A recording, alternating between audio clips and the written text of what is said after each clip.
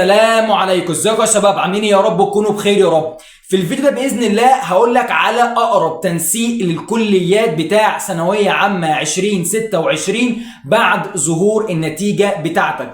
وبناء على التنسيق اللي انا هقوله لك باذن الله، تنسيق الكليات، يعني مثلا انت جايب 91%، ايه الكليه اللي مفروض ادخلها ب 91%؟ تمام، ده اللي هنقوله باذن الله، سواء بقى مجموعك 90 من 90 ل 99 من 60 ل 70 من 70 ل 80، يعني لو 70 واحد من 10 حرفيا بتختلف الكليات. فسواء انت ادبي او علم علوم او علم رياضه، مهما كان مجموعك فكده كده هتلاقي المجموع، وهقول لك على تنسيق الكليات بتاعتك مهما كان المجموع. حرفيا الواحد من 10، مش هقول لك بقى الواحد في المية، لا، الواحد من 10 والواحد في المية، وحرفيا ربع درجة حرفيا بتفرق معاك في تنسيق الكليات. لو مش هتغير لك الكلية ممكن تغير لك المحافظة اللي انت فيها. انا عارفك انك مش فاهم، ولكن كل ده بإذن الله هوضحه لك في الفيديو ده. ولكن خلينا قبل ما نبدأ الفيديو تعال نصلي على النبي صلى الله عليه وسلم. ولو ما تعرفنيش، انا محمد حسن،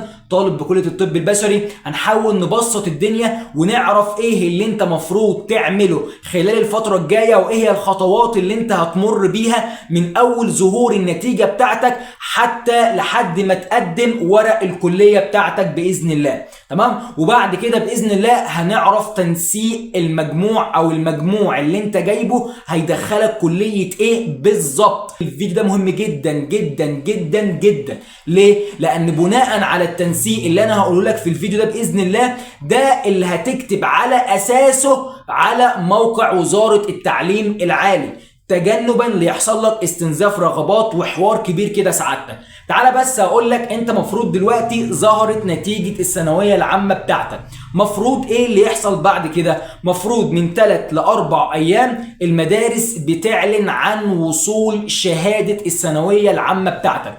يعني ايه شهادة الثانوية العامة؟ شهادة الثانوية العامة بيكون مكتوب فيها اسمك، الرقم القومي بتاعك، كل ماده بالدرجات بتاعتك بالظبط، ختم من وزاره التربيه والتعليم. الشهاده دي مهمه جدا جدا جدا جدا، لان الشهاده دي يا شباب هي دي اللي هتقدم بيها للكليه بتاعتك. فخلال من يومين يعني لو كتروا قوي 4 ايام بالظبط، شهاده الثانويه العامه بتاعتك يا صديقي وصلت المدرسه. انت مفروض بقى بتعمل ايه؟ مفروض تروح تاخد شهاده الثانويه العامه دي من المدرسه بتاعتك. طيب ايه الخطوه اللي بعدها؟ وزاره التربيه والتعليم تمام بتعلن بعد كده عن فتح باب التنسيق. يعني ايه فتح باب التنسيق؟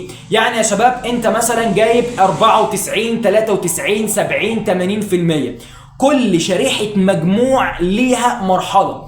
احنا عندنا يا شباب 3 مراحل للتنسيق، المرحله الاولى، المرحله الثانيه، المرحله الثالثه.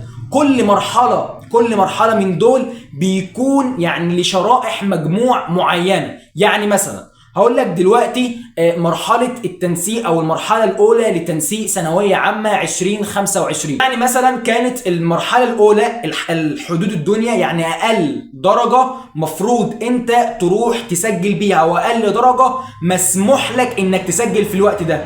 عندك مثلا علم علوم كان 293 درجه في اكتر، يعني انت لو جايب 293 متاح لك انك تقدم في المرحله الاولى.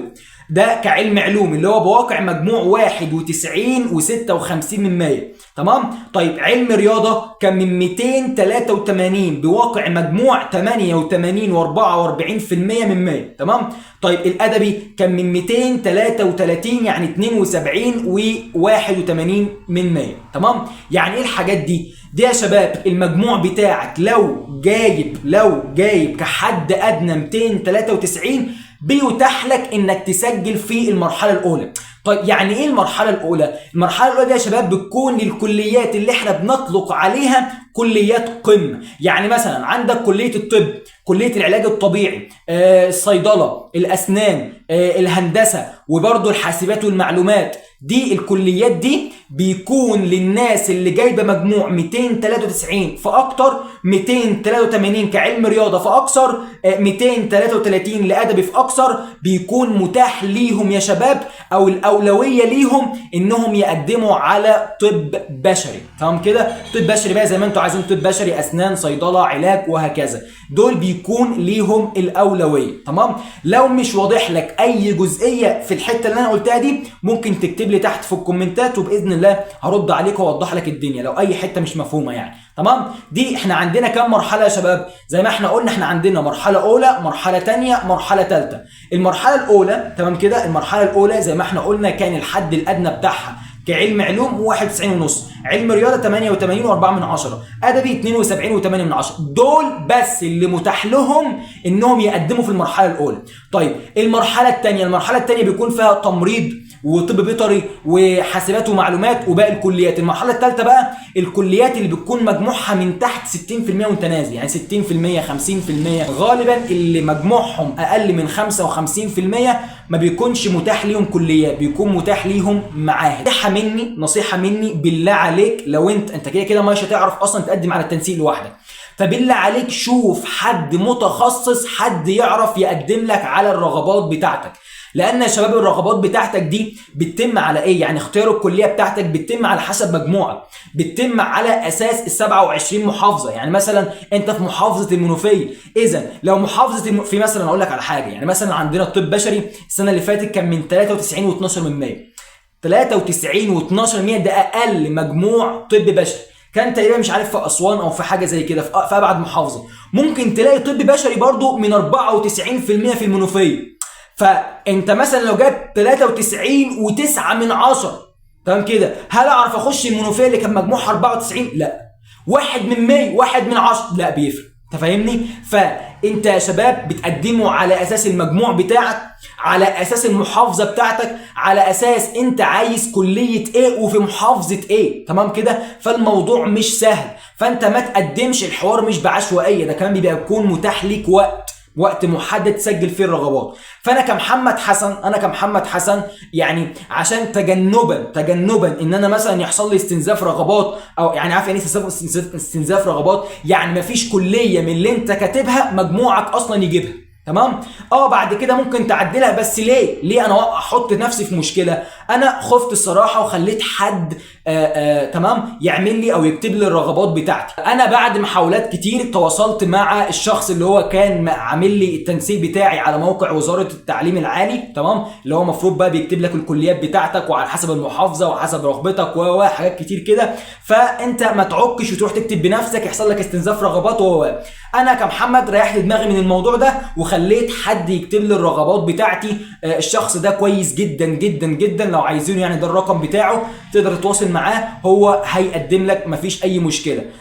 بيكلم معاك، بيشوف بس انت مثلا انت عايز كليه ايه، مجموعك كام، المحافظه بتاعتك ايه، تاني اقرب محافظه ليك، وهكذا. هو بيظبط لك الدنيا حرفيا، فما تشيلش هم يعني. ده رقمه، ممكن تقدر تتواصل معاه وقول له بس تبع دكتور محمد حسن، تمام، هيقدم لك بشكل شبه مجانا باذن الله.